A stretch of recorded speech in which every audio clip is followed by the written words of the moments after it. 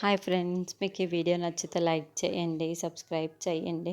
రోహిణి తలపై ఉన్న అమ్మవారి కలశం కాస్త కింద పడిపోవడంతో రోహిణి కోపంతో రూపని కొట్టబోతూ ఉంటే అప్పుడే రాజు అక్కడికి వచ్చి చేతిని అడ్డుపట్టుకుంటాడు. ఒకరిని కొట్టాలి అంటే వాళ్ళు చేసింది క్షమించరాని తప్పు అయి ఉండాలి అని చెప్తూ ఉంటే రాజు వైపు రూప చాలా ప్రేమగా చూస్తూ ఉంటుంది.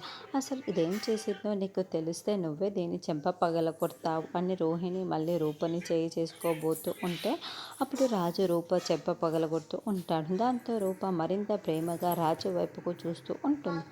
ఏంట్రా మళ్ళీ కొట్టరా, ఇద్దరు డ్రామాలు మొదలు పెట్టేశారా అని దీపక్ రాజు షర్టు పట్టుకొని నిలదీస్తూ ఉంటే వెంటనే రూప దీపక్ చెంప పగలగొడుతూ ఉంటుంది. దాంతో రాజు చాలా ప్రేమగా రూప వైపుకు చూస్తూ ఉంటాడు. అంటే రాజు రూప ఒకరిపైన ఒకరికి చాలా ప్రేమ ఉందన్న విషయం వాళ్ళకి ఇప్పుడు అర్థమైపోయి ఒకరినొకరు ప్రేమగా చూసుకుంటూ ఉంటే సూర్యప్రతాప్ వాళ్ళిద్దరిని గమనించుకుంటూ ఉంటాడు.